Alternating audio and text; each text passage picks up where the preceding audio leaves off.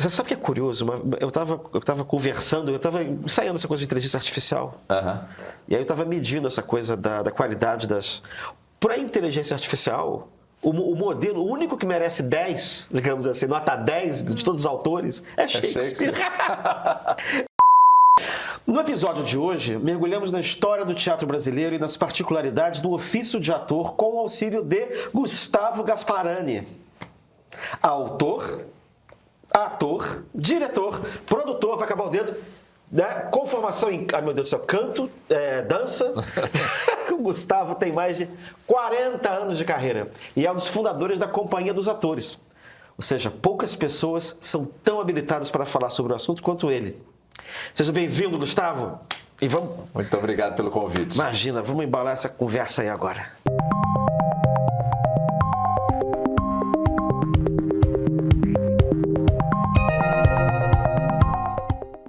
Já são mais de 40 anos de teatro. Como o meio teatral mudou ao longo do tempo? E o ofício de ator? É um pouco que a gente estava conversando antes de começar a gravação, né? Lembra que a gente estava falando que eu estava te falando que eu era um homem do século XX? Quer dizer que as bases mesmo, as concepções que a gente tem do que é arte, do que são as coisas, são...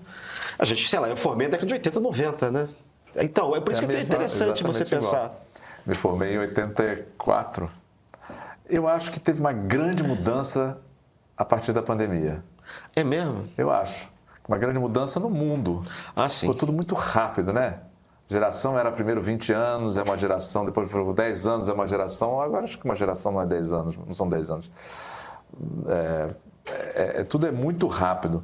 E o teatro, eu acho que ele se transformou, principalmente depois da pandemia, num lugar de encontro. Não é à toa que os teatros estão cheios e ficou claro com essa quantidade de tela que a gente vive no dia a dia, no celular, o tempo inteiro, né? É uma overdose, né? Sim. É uma epidemia de tela. Uhum. Você tem um lugar que você entra e as pessoas se encontram, né? Fisicamente. É uma experiência muito especial. Do século XX. É muito antes do século XX. Eu sei, mas estou falando que não é do século XXI, né? Mas não é tecnológico. E ele te coloca nesse lugar, não é tecnológico, é afetivo, é sensorial. E você está lá para ver o homem, o ser humano, sim, né? Através das interpretações. E eu acho que isso conecta a gente de uma forma diferente. Então, acho que o teatro, que vinha mal das pernas, sempre é sempre o primo pobre das artes, continua ainda sendo o primo pobre das artes, mas eu acho que ele se reencontrou num lugar de possibilidade de ver o humano, numa época tão pouco humana em todos os sentidos, né? Não só tecnológicos, sim, mas até na relação entre os próprios homens. Entre a humanidade está perdendo a sua humanidade, literalmente. Mas você acha que as mudanças que ocorreram, por exemplo, desde a década de 2000, 2010, por ali, mudaram a maneira de fazer teatro? Ou a maneira de fazer teatro é sempre a mesma maneira de fazer teatro, sei lá, desde a Grécia? Olha, não, vai mudando. O teatro ele muda de acordo com a sociedade. Né? Isso. Na minha experiência, eu comecei bem menino, né, fazendo teatro de escola. E o meu grupo, que é a Companhia dos Atores, vai surgir no início dos anos 90, que é um teatro físico, um teatro chamado a geração dos encenadores. Os diretores tinham um lugar quase divino, né? Uhum. E tinha essa coisa do teatro físico, muito forte. Depois, isso já mudou. Peraí, o que é teatro físico? Teatro físico é um teatro onde a palavra é menos... a palavra é menos importante do que a presença, do que o trabalho corporal, do que a encenação, e o texto não é o centro do trabalho, digamos assim. Né? Você vai pegar o TBC, o teto, que já é do 1950, você vai ter o texto é o centro do teatro. E aqui não, você já tem outras linguagens que vão junto. Depois você vai ter uma coisa muito forte também do audiovisual, né? De um diálogo entre linguagens através do teatro. Até hoje você tem gente que trabalha muito com imagem. E eu acho que o teatro agora, ele se descobriu nos últimos anos um lugar usando uma expressão bem contemporânea, lugar de fala, Sim. onde ele se coloca até muitos atores na primeira pessoa, o personagem é o próprio ator, até brinco, é quase, não é uma psicanálise, mas a pessoa teatraliza a sua própria experiência de vida, entendeu? Isso é um teatro que ficou muito forte ultimamente, até demais, mas isso aí são vários estilos. A subjetividade do ator passou uma espécie de plano em que ele consegue... Quer dizer, ele não é só o personagem, ele também coloca... aparece o ator junto com o personagem ali. O personagem é ele. Né? Um tipo de teatro que tem sido feito, muitos monólogos, onde a pessoa fala de si, da sua experiência, teatraliza essa sua experiência. Entendi. Você está falando que, na verdade, a peça é sobre o próprio ator. Isso. Por exemplo, eu fiz agora uma peça que falava muito do meu universo, mas não era eu. Eu fiz um texto do... Ai, meu Deus, vou lembrar o nome dele agora, vou esquecer, que mico. Cara, eu li um negócio desses há pouco tempo. É como se fosse uma espécie de... Não é essa expressão, tá? Mas é assim, uma espécie de falsa autobiografia. Tem gente que escreve essas coisas assim, que é meio verdade, meio mentira, mas é o... Não, o jeito fala em primeira pessoa. Não, falando de literatura. Tá. Que é uma coisa que parece semelhante com essa. É uma doc-ficção, né? Mas, no caso, assim, como posso não ser Montgomery Clift, é um monólogo que eu fiz sobre o autor Montgomery Clift. Mas muitas daquelas questões eu vivi. Né? Então era muito próximo de mim. O que eu estou falando é um outro tipo de teatro. É como se eu pegasse Gustavo Gasparani e vou lá falar sobre a minha experiência, a minha vida, as coisas que eu enfrentei, momentos. E a partir disso discutir a nossa sociedade. Né? É uma coisa que, vamos dizer assim, que seja... Eu acho que é um movimento que aconteceu nos últimos anos muito forte. E vai acontecendo isso, a sociedade vai mudando, o teatro espelha a sociedade, né? Não vai acabar nunca, vai sempre estar se mexendo. Sem dúvida, no teatro você pode fazer uma análise sociológica de todas as artes. Tem um ator, tem alguém para assistir? A teatro, na rua, numa casa de espetáculo. Mas você está falando de como é que o teatro, como todas as artes, espelham, né? O tipo de sociedade que está ali. Então, quando você está falando que você tem esse tipo de teatro, que eu não entendi o nome, quer dizer, eu entendi o conceito, mas não sei qual é o nome. Você falou doc-ficção, sei lá. Me, myself and I, não sei. Mas assim, que tipo de sociedade é essa que está produzindo Eu acho que uma sociedade muito individualista, muito egoísta. As pessoas e também, com as questões econômicas, é mais fácil fazer um monólogo do que fazer uma peça com 8 atores, né? Sim. Então, além desse fato econômico, eu acho que tem esse lugar do indivíduo, de uma sociedade muito individualista. Então faz um teatro de muitos monólogos também. Estou chutando isso, né? Não, estou achando ótimo. Estou achando super interessante. Estou super chutando. E fiz já 2 monólogos, sempre dizendo que não queria fazer. Um foi o Ricardo III, que era um monólogo a partir da maior peça de Shakespeare, a gente transformou no monólogo, com o diretor Sérgio Modena. E esse espetáculo... como Posso Não Ser Montgomery Clift, que fala da homofobia no meio teatral, em Hollywood, né? A partir desse mito que era o Montgomery Clift e que teve uma vida muito trágica. E você acha que nesse meio tempo, também espelhando essas transformações, a formação do ator mudou? Aquilo que é exigido do ator hoje em dia não é mais aquilo que era exigido, por exemplo, quando estava no começo da carreira, alguma coisa assim? Eu acho que isso não. Acho que voz, corpo, conhecimento geral, você tem que ter, o ator tem que ter. O conceito de cidadania, entender o que ele quer, por que ele quer. Não é um lugar de exibicionismo, né? Você tem uma função ali. E uma coisa é o ator no teatro, uma coisa é o ator no cinema, na televisão, uma coisa é o ator que se produz e sabe o que quer falar, escolhe o tema que quer falar, e outra é aquele que está no mercado esperando ser chamado. Tudo isso vai mudando um pouquinho, né? Eu sempre imaginei o ator como uma espécie de cavalo no qual você baixa um santo, e o sujeito tem que ter uma versatilidade para conseguir encarnar os personagens ou os santos, os espíritos mais diferentes possíveis. Você fica pensando qual é o tipo de personalidade que um ator tem que ter para conseguir ter essa flexibilidade, né? Porque você dá o seu corpo e a sua mente para uma outra entidade. Uma vez, eu era bem garoto, uma vez eu vi a Renata Sorrah fazendo...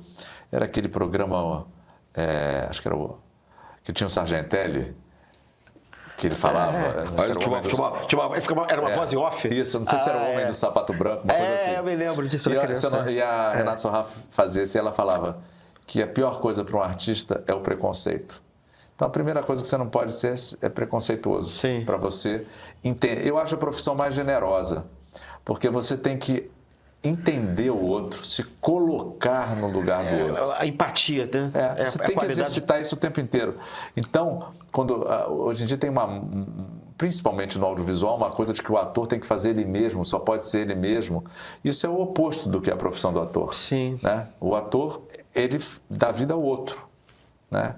Ele se coloca no lugar do outro, ele entende o outro para poder fazer o personagem.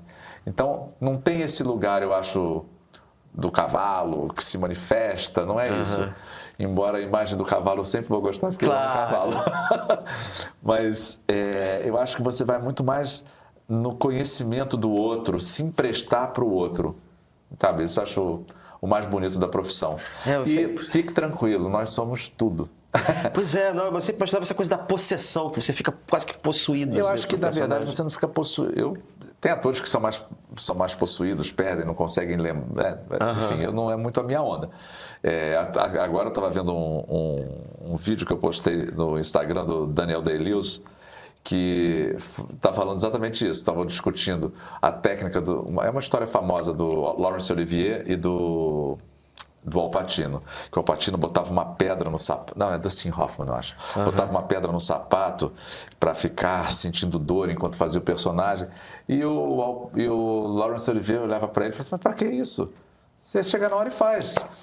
E aí, enfim, são técnicas, e o Daniel Day-Lewis fala, o importante é o resultado. Se um precisa botar uma pedra, se o outro tem que receber a entidade, se o outro tem distanciamento e entende que é apenas um personagem, o importante é que você dê vida e credibilidade àquele personagem, né? Cara. Agora, uma coisa é certa, todos nós que estamos aqui nesse estúdio somos tudo. Você vai fazer o Ricardo III, que é um personagem rancoroso, magoado, cheio de trauma, mau, revela o pior do ser humano. Você tem isso dentro de você. Eu sei. É só você dar aquela catucadinha aqui assim e ir deixando aflorar aquela coisa. Você vai fazer um romântico, sei lá, Romeu. Você tem. O negócio é você não ter preconceito, ter um autoconhecimento e estar aberto a se ver em várias situações, às vezes bem desconfortáveis. Ou seja, é um caleidoscópio, né? É um caleidoscópio de personalidades, de emoções que você vai projetando, né? Porque você também não pode tirar, você não representa um personagem do nada, você tem que tirar de dentro de si aquilo que está sendo exigido, né? No fundo é você em todas aquelas situações e não é você. Né? Fascinante, cara. É muito fascinante mesmo. E é fascinante porque, poxa, você tem uma possibilidade, olha, nessa vida eu já fui tanta coisa. Numa única vida, que é que a gente tem certeza. O que vai acontecer depois, a gente não tem certeza. Uns acreditam numa coisa, outros noutra, mas a certeza só depois que morrer. Então, nessa vida, eu já fui grego, rei de Tebas, já fui o pior dos seres humanos, invejoso, fazendo o Iago, né, do Otelo. Já fui caranguejo, vou fazer agora Rondon, já fui um galã de Hollywood, já fui o mais lindo quando o diretor me chamou. Eu falei, mas não sou eu, esse personagem é o Fábio Assunção, com olhos azuis, gatão. E aí, ele falou, não, mas é o Fernando Filber, é sobre a questão, a condição do ator. Eu falei, tudo bem, eu comecei a ler e fiquei fascinado com esse texto que eu montei. Enfim. Pois é. Está falando da condição de ator, mas você não é só ator, você também é diretor e autor de diversas obras, né? Como é que você transita nesses diferentes papéis? Eles são, um está conectado com o outro, eles são articulados? Eu sempre acho que eu sou um ator. Eu sou um ator e a partir desse fato de ser um ator, eu escrevo e hoje em dia eu me entendo mais, como demorei muito a me entender e assumir como diretor, até um dia que eu falei, você está escrevendo a 20ª peça. Você já ganhou um monte de prêmio, fui indicado a vários prêmios. Então, não dá para... Vai lá, vai fazer uma terapia para entender por que você não se considera um autor. Mas eu sou um autor de teatro e eu trabalho, sobretudo, com os musicais, né? Como autor.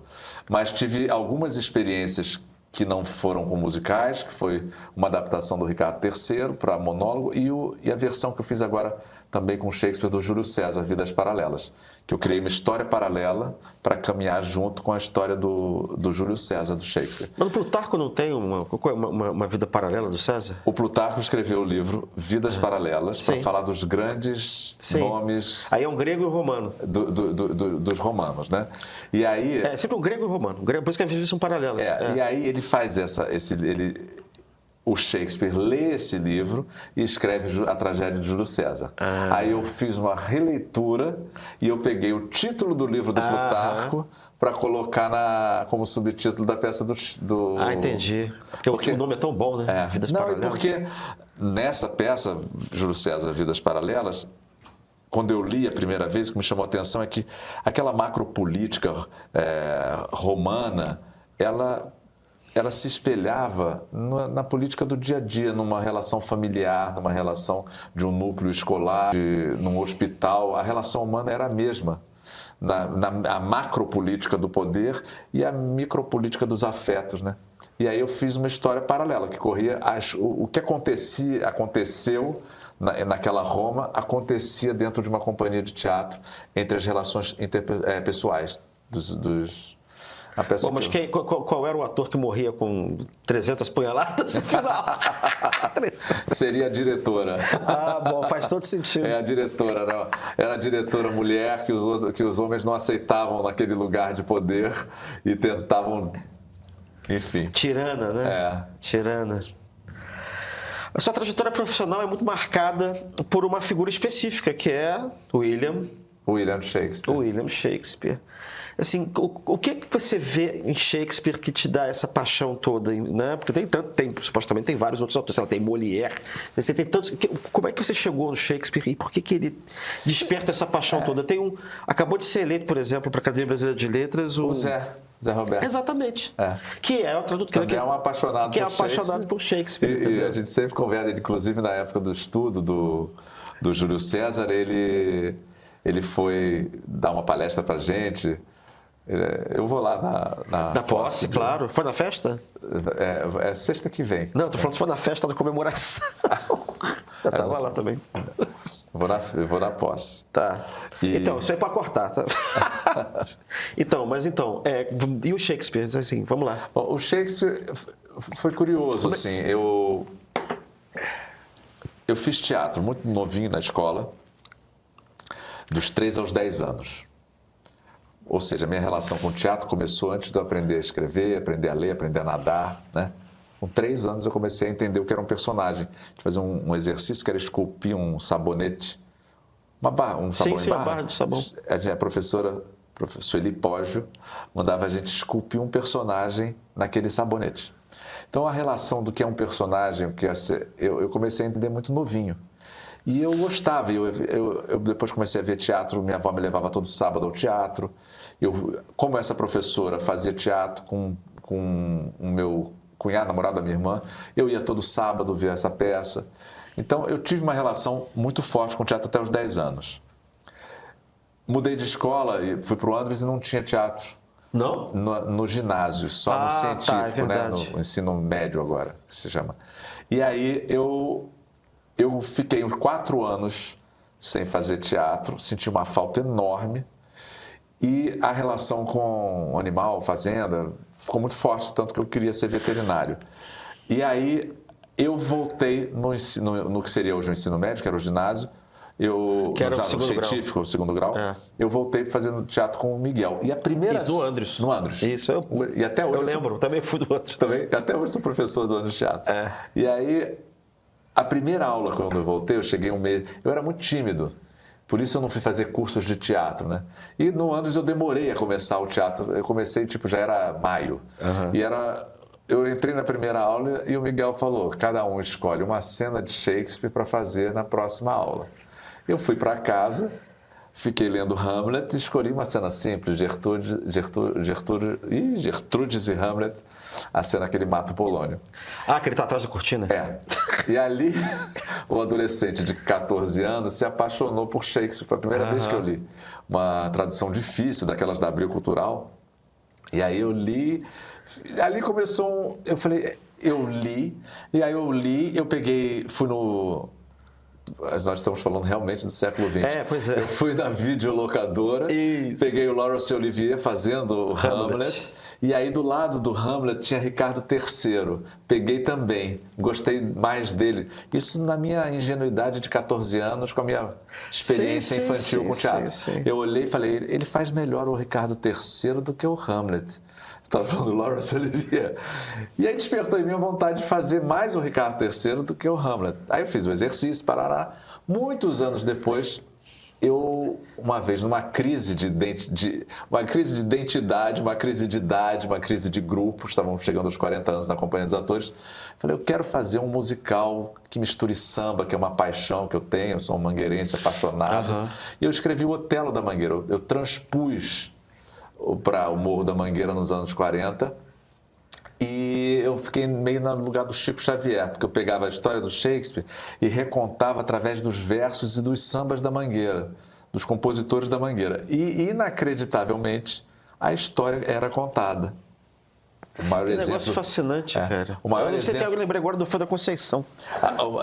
O Orfeu, a Gota d'Água, né? Tudo isso mais a Gota d'Água, sobretudo, foram obras que me inspiraram. Mas quando eu vi que a história ia dar certo, que eu demorei a saber qual é a obra do Shakespeare que eu vou usar no musical com músicas da Mangueira. Eu entendi que o Otelo tinha essa questão do amor, da inveja, disputa. É um universo que muito próximo da escola de samba, da competição do samba enredo. E aí eu fiz essa transposição. E um momento eu li uma poesia do Carlos Cachaça, que é um dos fundadores da Mangueira, menestrel da Mangueira, e a poesia era exatamente um solilóquio do Otelo, quando ele acha que ele está sendo traído, então ele fica decepcionado com a mulher e cai numa tristeza profunda, falando, minha vida perdeu sentido. Eu só tirei o solilóquio do Shakespeare, botei a poesia o poema do Carlos Cachaça. Falei, cara, é isso, deu certo. E aí eu comecei a fazer uma loucura ali. Sim, porque você viu que a universalidade de Shakespeare era tal que ele se prestava a poder ser reproduzido, adaptado nas circunstâncias mais... E aí eu acho que é nisso que eu me apaixonei pelo Shakespeare, mais do que por todos que eu já li, porque eu vejo ele colocando o homem, a questão humana, sem julgamento. Ele bota para o público julgar. Ele não faz uma peça moralista, querendo dizer verdades. Ao contrário, ele expõe o homem do jeito que o homem é. E o homem é o mesmo há séculos, há milênios, só muda de roupa, de figurino. É impressionante. Você vê, o mundo dele era daqueles reis medievais, né? Pega Ricardo III, Henrique V. Mas as questões humanas são as mesmas de hoje em dia. São. A única coisa que eu vejo um pouco localizada na época são as peças, os dramas históricos que são destinados a consagrar ou legitimar a monarquia dos Tudor. Ok. Daí você mostra que antes a Guerra das Rosas, aquele negócio todo, que aí você tem que legitimar afinal de contas, ele tinha que legitimar a patroa dele, que era a rainha. Não, mas isso faz todo sentido de construção do Estado inglês, né? Tá, mas você... A arte é para isso. Mas o que não é só isso, ele também é isso. Ele vai muito além disso. É isso que eu tô falando, também é isso. Também tá lá no meio, só que você vê isso que você está dizendo. Você vai ver, aí você vai... Você vai reduzir Henrique V a... Eu fiz o Ricardo III durante 6 anos. E ainda vou fazer ano que vem. Se Deus quiser, eu volto a fazer. Mas transformei no monólogo. E tudo que você vê ali em termos do humano, da rejeição, da vingança, eu falei, cara, isso tá até hoje. Na ambição, né? Na ambição. E quando o cara vai lidar, quando o rei quer conquistar o povo, que ele abre uma Bíblia na sacada, você fala a religião sendo usada para manipular o povo, através da religião, a política da época, o poder da época usa a religião para manipular o povo. E o povo embarca. Mudou? Não, né? Nem vai. Não mudou, né? A semana passada estavam uns palanques aí falando de Deus, Não Jesus. vai, não mudou, mas também não vai mudar. Isso que eu estou querendo dizer também. Acho que isso vai ficando. Mas você sabe o que é curioso? Eu estava conversando, eu estava ensaiando essa coisa de inteligência artificial. E aí eu estava medindo essa coisa da qualidade das... Para a inteligência artificial, o modelo, o único que merece 10, digamos assim, nota 10 de todos os autores, é Shakespeare. Muito engraçado isso, Shakespeare. Assim. Mas quem é que merece 10? Shakespeare, por causa da universalidade dele, exatamente isso que você está dizendo. Só que você está dizendo isso com a sua inteligência natural. A gente tem Nelson Rodrigues também, que eu acho que merece 10. Não, você está falando da inteligência artificial. Não, eu também adoro Nelson Rodrigues. Eu acho que essa coisa maravilhosa de você conseguir encontrar a universalidade também a partir do contexto local. Eu acho isso absolutamente fascinante. É a Praça da Bandeira, é o Meia. É a frase do Milton Nascimento, né? Sou do mundo, sou Minas Gerais. É isso. Você vai atingir a universalidade sendo você, falando de você, do que você realmente se identifica, né? E aí... Porque Shakespeare também estava fazendo isso. Todos esses grandes estão fazendo isso. Quando, sei lá, James Joyce está falando da vida do Leopold Bloom, que é um dia em Dublin, lá... Todos estão falando da sua época, da sua sociedade, do seu ponto de vista. Até quando não querem. Não tem como. Não tem como. Não tem como. E aí, com o Hotel da Mangueira, eu fiz quem dirigiu foi Daniel Hess, que até estou fazendo com ele agora a próxima peça. Mas... eu tive a experiência desse autor. Eu até perguntei para a Bárbara, para a Tânia Brandão, as críticas que me ajudaram assim na época. Sim. Falei, isso é uma adaptação? Aí a Bárbara foi categórica, não, isso é uma releitura. Então você assina como foi feito por outras pessoas que fizeram, com outros autores. E ela realmente me colocou lá em cima, como no livro dela para escrever Shakespeare, como uma das obras bem-sucedidas a partir do universo de Shakespeare. Que honra, hein? Porque ela era o terror. Isso mais do que honra. Isso foi... Eu tinha 30 e poucos anos, e foi uma primeira aventura de escrita. E fui totalmente com o maior... Fui pegar logo o cara que tem 50 mil especialistas, né? E fui, porque eu fui acreditando na minha... Eu falei, isso que eu quero fazer, quem pode fazer? Quem está no teatro há anos? Quem ama a escola de samba e está na escola de samba há muito tempo? Quem pode juntar esses dois universos no teatro? Eu posso. Eu estou nessa área há muitos anos. Então eu fui com essa confiança e estudando e tudo. E aí eu me descobri ali autor e comecei a fazer outras peças, e foi dando certo, principalmente no teatro musical. E daí passei a dirigir, mas eu sempre acho, por exemplo, eu escrevo como ator. Eu penso um personagem, eu levanto, começo a fazer o personagem, aí vou falando, agora que não tem que ficar digitando tudo, que você pode falar, fazer a cena. É verdade. E vai... Você pode gravar. Eu vou gravando, depois eu faço a revisão. Porque aí eu vou fazendo os personagens, literalmente. Que é onde eu domino. Pois é, e aí me conta como é que você chegou no musical, né? Cara, a música sempre fez parte da minha vida. Desde garoto, eu amava música. Eu me lembro de algumas coisas que foram decisivas em música. Eu era pequeno, meu apelido era Travoltinha. Eu ganhava um monte de concurso de dança. E um dia, uma amiga do meu pai fez aniversário lá em casa, botou Clara Nunes. É Conto de Areia, água no mar, é maré cheia. E eu comecei a sambar, eu tinha, sei lá, uns 7, 8 anos. Meu pai entendeu que eu gostava de sambar, me deu uma fita cassete do Martim da Vila. Eu comecei a gostar de samba, eu sou caçula. Meus irmãos tinham muita coisa de MPB. E eu fui para a MPB, eu era totalmente diferente dos meus amigos de geração, que eram mais a música americana. Sim. E aí eu comecei a ouvir tudo que os meus irmãos mais velhos ouviam. Um dia, já com 10, 11 anos assim, a Gal estava fazendo Gal Tropical. E eu morava na Frânio, quase em frente ao Teatro Casagrande. E aí, eu já era um pouquinho mais velho, meu pai deixava eu ir. Atravessa a rua, toma dinheiro aí e vai lá. Eu sei lá quantas vezes eu fui. Eu ia com os amigos do prédio, ia com os amigos da escola, eu via Grease à tarde 120 vezes e Gal Costa à noite, Gal Tropical. E aí, aquele show dela, primeiro aquele instrumento, aquela mulher linda, aquele instrumento. Sim, sim, sim. E um show que era muito teatral, tinha muito de teatro de revista. Eu vi inúmeras vezes, quando eu ia sozinho, eu ia na última fila com os amigos, aí a gente, na hora que ela cantava Força Estranha, sentadinha na escada, a gente ia lá, sentava e ela ria, já acaba de novo essas crianças aqui. Então tinha essa questão com a música. E aí depois Maria Bethânia, Alcione, Beth Carvalho, tudo isso. E eu comecei a ouvir. E aí, através da escola de samba, que a escola de samba foi uma grande escola na minha vida, né? Sim, mas a escola de samba, né, quando você vê o desfile, aquilo é uma procissão, aquilo é teatro. Aquilo é teatro, aquela procissão. Teatro, E ali né?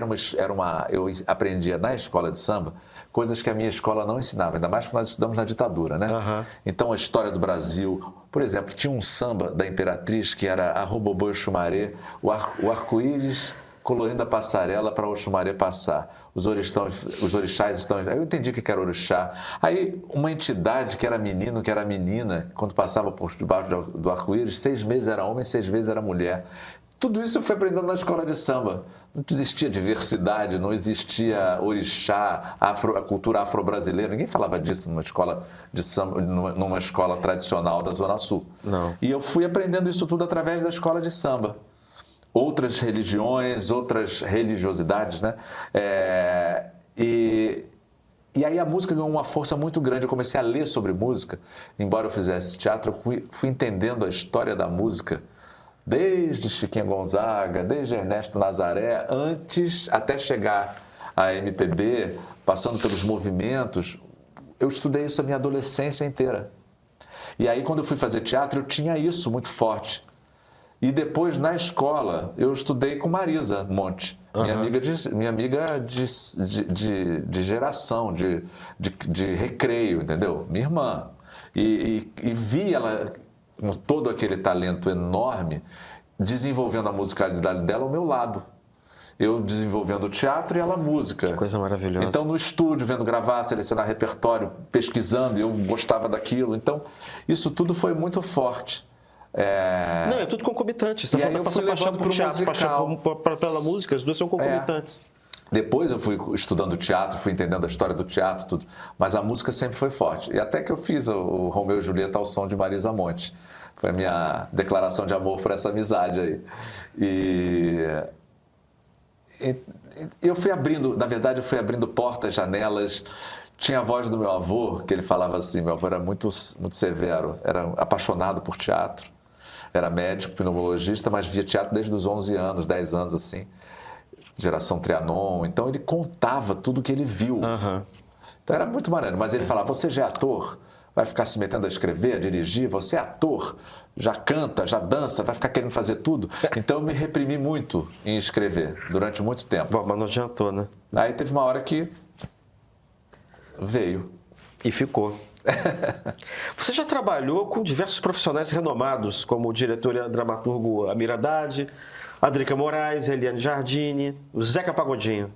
Alguma experiência te marcou mais? Diretor consagrado Zeca Pagodinho? Não, vamos lá. Aí foram várias experiências aí, todas muito fortes. O Amir, eu conheci o Amir com 17 anos. 16 anos. Eu queria fazer aula de teatro nas férias, levei os professores que estavam dando aula e o Miguel, que era o meu professor na escola, Miguel Falabella, falou, vai nesse aqui. Então, Miguel Falabella, a Sueli foi a primeira, a Sueli Pós, depois Miguel Falabella, Amir Haddad, Sérgio Brito, Rubens Correia e Gilda Guilhom foram os meus mestres, aqueles que fincaram os pilares.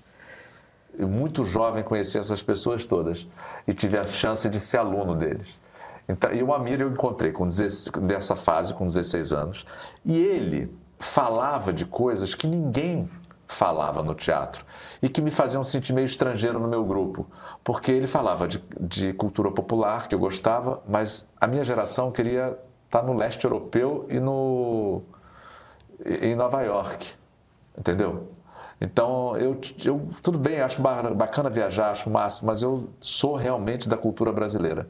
Então, a questão da escola de samba, o Amir via como uma arte popular. E não como a escola de samba, bom mesmo é o teatro feito nos festivais do leste europeu, entendeu? Bacana, são demais, é legal misturar tudo. Mas eu acho o seguinte, eles já fazem o teatro deles, eu quero ir lá ver, antropofagizar e fazer o meu. É isso mesmo. Entendeu? Porque você vai virar cônsul, embaixador do teatro estrangeiro. Exatamente. E a mesma coisa. E faço Shakespeare, que é inglês, não é? Mas faço do jeito brasileiro. Todas foram com uma releitura brasileira. E esses professores, o Amir, muito importante. Depois, o Amir, eu me profissionalizei 3 anos depois, que eu fiz um musical com ele, chamado Faces, que eu era um moleque no meio de todo mundo já mais velho. Eu passei no teste, foi o segundo encontro com ele. Eu fiquei um processo longo de 6, 8 meses. E quando eu fui montar o Édipo Rei, com o diretor era o Eduardo Wozzeck, eu falei, o Amir tem que ser o Tiresias. Porque se eu sou Édipo, o Amir é o Tiresias. Porque quem me tirou a cegueira no teatro, quem abriu os meus olhos, quem me revelou a liberdade, as possibilidades no teatro, foi o Amir. Foi realmente o Amir. E as outras experiências que você teve? A Edrica é minha irmã, né? Sócia da Companhia dos Atores durante muitos anos, junto com todos os meus outros, com o Kiki, com o Olinto, Suzana, Bel Garcia, que foi minha comadre a vida inteira. Então, Marcelo Vale. Nós todos juntos fizemos esse grupo que foi importante para nós, e com muito orgulho para a cultura do Rio de Janeiro. Somos ainda um grupo que está vivo há 38 anos, né? Então, e paralelo eu tenho uma outra vida aí nos musicais, em teatros, outras peças com outros amigos, enfim, fazendo outro tipo de teatro que não seja o teatro de grupo, né? Eliane fez parte desse espetáculo, do Édipo Rei, ela era Jocasta, uma atriz incrível, uma companheira de cena incrível. O teatro, ele une a gente, depois você não encontra mais. Eu tenho uma saudade dela enorme, porque aquele elenco era incrível. Tinha Rogério Frois também, uma galera muito bacana. Grande ator. Eu ficava sentado vendo o Amir, Rogério, Eliane, Fabiana falando, Melo Souza falando do Teatro Soleri. Era incrível aquele ensaio. E quem que mais tinha aí? Zeca, eu tive o privilégio de ser Zeca Pagodinho, um ser humano elevado, das pessoas mais generosas que eu conheci, de fato, na vida. Eu ficava olhando assim, eu saía às vezes da conversa com ele, eu ia para casa e falava, cara, esse cara é evoluído espiritualmente. Não é à toa que ele é o Zeca Pagodinho. Ele tem uma questão de humanidade, de visão para o outro, que é verdadeira, é genuína. É muito generoso. E foi um prazer de ter feito ele, ter podido fazer uma peça e curtido com ele esse momento, sabe? Claro. Porque ele participou, ele ia. Nossa, eu fui Montgomery Clift, como podia não ser Montgomery e Zeca Pagodinho? Só no teatro. É só no teatro. Só no teatro, Édipo Rei, um caranguejo, já fui um galo também. Então, já fui uma travesti da Lapa, dançarina de gafieira, Vanilla Cherry. Então, acho que assim, o ator, quando ele tem essa visão generosa com o outro, a gente realmente ajuda. Eu me lembro quando eu escrevi Mimosas da Praça Tiradentes com o Eduardo Riech. E a gente falava sobre a história da praça, que é desconhecida, do próprio Rio de Janeiro, ainda mais do país inteiro, a importância que essa praça tem para a cultura brasileira. Mas a gente falava através de um grupo de transformistas, que foram os que ficaram no teatro de revista e que tem vários casas de show. Então a gente usou esse grupo socialmente perseguido, menosprezado, numa praça que tem uma história gay. Em 2012, muito antes, o Rio virou, durante o processo de ensaio, uma cidade friendly. Mas não existia nenhuma dessas questões, não se falava, o movimento LGBT já existia, claro, mas não tinha a força que tem hoje em dia. E a gente fez um espetáculo muito forte. A crítica mais conservadora ficou meio chocada, mas foi o maior sucesso que eu fiz na minha produtora. Todo mundo ia ver Vanilla Cherry, que era uma travesti de 47 anos, tendo um romance com um menino jovem, lindo, de 28, ele apaixonado por ela. E aí eu falei assim, será que isso existe? E o diretor, que era o Sérgio Moda, junto comigo, falava, Gustavo, vamos nisso, vamos nisso. Aí eu fui para Broadway assistir uma peça, eu vi várias, fiquei lá 15 dias vendo várias coisas, e no último dia eu não tive que ver, fui ver Homem-Aranha, que todo mundo dizia que era ruim, mas valeu porque eu vi entrar um casal, uma mulher trans e na verdade me chamou a atenção ele, que eu achei que ele era o Brad Pitt, porque ele era igual ao Brad Pitt. Eu falei, caraca, é o Brad Pitt. Aí não era, eu vi que era uma mulher trans. E aí eu falei, cara, eu estou escrevendo sobre isso. Eu comecei a ficar assim, eu vi aí, eu entendi o que eles estavam conversando ali. E na hora do intervalo eu fui andando, seguindo. Não havia casal mais amoroso. Nenhum homem estava na fila do banheiro feminino carregando a bolsa e fazendo companhia para a mulher, que são as filas enormes, né? Sim. Só ele. Eu falei, olha como o mundo é, né? Mais apaixonado. O casal mais apaixonado. Aí, 2 anos, aí a gente fez fizemos a peça, foi um maior sucesso. 2 anos depois, eu fui trabalhar com a Leandra Leal no Divinas Divas. E eu já era amigo da Rogéria, a Rogéria me ajudou até para eu fazer a personagem no Mimosas da Praça Tiradentes.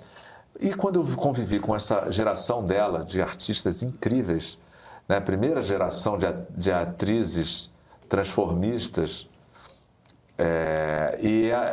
travestis, né? Elas não eram transformistas, eram travestis. Não, eu lembro dela, ela era o travesti da família brasileira. Né? E era genial. Marquesa, enfim, eram 8, Marquesa, Brigitte de Búzios, Heloína, Jane de Castro. Quando eu entrei lá, cara, eu achei que eu já era super moderno, sem preconceitos, mas era assim, tapa na cara de preconceito. Eu falei, caraca, olha como a gente é careta, como a gente acha que sabe muito. Para começar, Jane de Castro festejou 50 anos de casamento durante as filmagens. A Fujica de Halliday estava saindo de um luto, de um casamento de 40 anos. Mas que caretice esses casamentos enormes aí. Não, aí eu falo... Porque fala, travesti, promiscuidade. Quantos casamentos heterossexuais duram e tem uma relação? O marido da Jane morreu, ela morreu 6 meses depois. Aí foi tipo um esculacho, assim, pá. E a Camille K tinha uma coisa maravilhosa que ela contava assim, Gustavo, ela tinha um namorado que tinha 28 anos, mais ou menos, que era o enfermeiro dela. Eles se conheceram no hospital e ela falava, eu sou uma bicha de 70 anos. Eu falo, eu sou uma bicha velha, sai daqui, garoto, não quero nada contigo. E o garoto continuava. Ele falando dela, ele cuidando dela no set de filmagem, você fala, cara, a gente é muito babaca. A gente cheio de verdade, a sociedade tem muitas verdades, né? Poucas vezes eu vi demonstração de amor tão grande como eu vi em Divinas Divas, nesses 3 relacionamentos. Então, assim, volta para esse lugar da profissão do ator, né? De você estar observando, estar aberto, aprendendo. Escola, né? É uma escola. Quais são os principais desafios para fazer teatro no Brasil, hein? Porque não deve ser mole também, não. Né? Bom, ser ator de teatro no Brasil é um desafio. Para eu poder sobreviver, eu comecei a escrever e a dirigir. Eu não tenho paciência de ficar esperando me chamarem para nada. Eu fico assim, cara, eu gosto de fazer isso. Eu quero fazer, não vou esperar o diretor XXX achar que eu sou capaz. Sim. Né? Tomara que um dia ele ache. Mas como eles não chamaram, eu fui fazendo. Se não fosse assim, eu não teria feito Édipo, Ricardo III, Iago e outros grandes personagens que eu fiz. E não teria escrito, Eu fui fazendo. Eu tinha certeza da minha paixão e da minha devoção pelo meu ofício. E como é que fica essa questão do financiamento, hein? Geralmente é o Estado ou tem... Tem vários. Chegarei aí. Mas, então, assim, para conseguir, da viabilidade, para conseguir sobreviver, eu tive que não só ser só ator.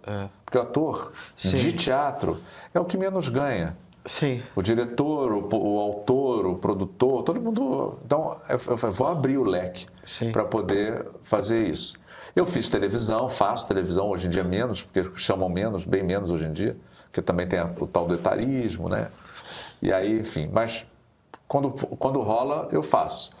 Mas é no teatro que eu Se realiza. Eu me realizo na televisão também. Adoro fazer, das vezes que eu fiz, eu adorei fazer. Eu adoro ser ator. Mas o teatro, ele me absorveu de uma forma muito avassaladora. Eu mesmo me espantava, assim, tipo, caraca, mas eu vou ser autor também? E aí, fui deixando levar. A gente vive essa coisa muito chata de estar sempre à mercê da política da hora, né? Sim. Isso eu acho muito desagradável. Então, assim, e a gente é muito usado como moeda de troca, ou seja para jogar pedra, ou seja para fazer propaganda. Enfim, a cultura é importantíssima e a gente tem que... Eu procuro, não dá para... Nunca vou ser apolítico, é impossível ser... Somos políticos, eu tento não ser... Partidário. Militante. Partidário hoje em dia está difícil. Não. Existe um racha tão grande. Não, mas aí você tem que ter democrata. Democrata é fácil. Democrata sempre. Isso, sempre. Pois é. Mas vivemos uma sociedade partida, né? Então, acaba que você, quando se vê, você está em mas isso não é bem partidário, né? Isso é democrata. Você está num lado. Eu não quero ditadura. Até porque do outro lado não tem cultura. Eu não quero oprimir os outros a serem que eles são. Então, isso não é humano. Né? Não é democrata, não é humano. Então, mas eu procuro não fazer uma política partidária com o meu trabalho. Embora o meu trabalho seja muito político. Sim. Tudo que eu faço tem um viés político. Sim, mas o político não necessariamente é partidário. O partidário está dentro do político, mas o político não se resume só ao partidário. Com certeza. Se você trata de Shakespeare, por exemplo, você está tratando de uma porção de questões partidárias diferentes dentro da mesma peça, entendeu? E, cara... Quando você vê lá, mesmo o Ricardo III, quando você está vendo a batalha lá que vem o Conde de... Meu Deus do céu... Que vai ser o Henrique VII. O Conde, esqueci o nome do Conde. Que ele está chegando de fora para enfrentar o Ricardo III. Peraí. Meu Deus do céu. Agora só vem na minha cabeça Conde de La Rochefoucauld, que é de outra peça que eu... Não, esse era Duque. Esse é da França. Mas, enfim... Não, mas esse é do Melodrama, aquela peça que eu... Mas enfim, aquilo é política também. Não, o que é interessante... Vai fundar a dinastia tudo. Ele está mostrando partidos. A Guerra das Duas Rosas também são dois partidos, mas você está mostrando... Você está mostrando a relação da religião. Você vê lá para ver aqui. O Ricardo III é uma peça muito política. Otelo é uma peça que fala de racismo, de política, de... O Romeu e Julieta fala de oligarquia. Tudo isso a gente está falando. Oligárquico. Todas essas peças, a peça que eu vou fazer agora a partir do encontro do Rondon com Roosevelt, fala de colonização, fala de ecologia, que chama-se Nas Selvas do Brasil, Sim. do Pedro Kozovsky, eu e o Izio Gelman fazemos com direção do Daniel Hess. É super político, o pensamento é político, entendeu? Tudo é político. Você respirar, você está fazendo política, só não é a política partidária, porque aí eu acho que ele engessa a arte. Eu estou de acordo. Mas isso a gente vai conversar depois, porque agora a gente vai ter que terminar o programa. Gustavo, muito obrigado por ter vindo até aqui, ter aceitado o nosso convite. Cara, a conversa foi tão boa. Obrigado muito a você bom, pelo foi convite. Muito bom. E para quem está nos acompanhando e tem interesse em saber mais sobre o universo artístico, vai ler a Insight Inteligência número 108, pô. Nesta edição nós temos um artigo sobre o Teatro Amazonas, outro sobre a trilha musical da primeira Constituição do Brasil, de 1824, e até um trecho traduzido por Carlos Lacerda, de uma biografia de Michelangelo. Você está esperando o quê? Tá fazendo o quê aqui ainda olhando para mim? Vai lá no site da Inteligência, pô, adquirir o seu exemplar, ou na Livraria da Travessa. E claro, se você ainda não segue a Insight Inteligência e o meio nas redes sociais, você está comendo mosca. As principais novidades do programa são divulgadas por lá.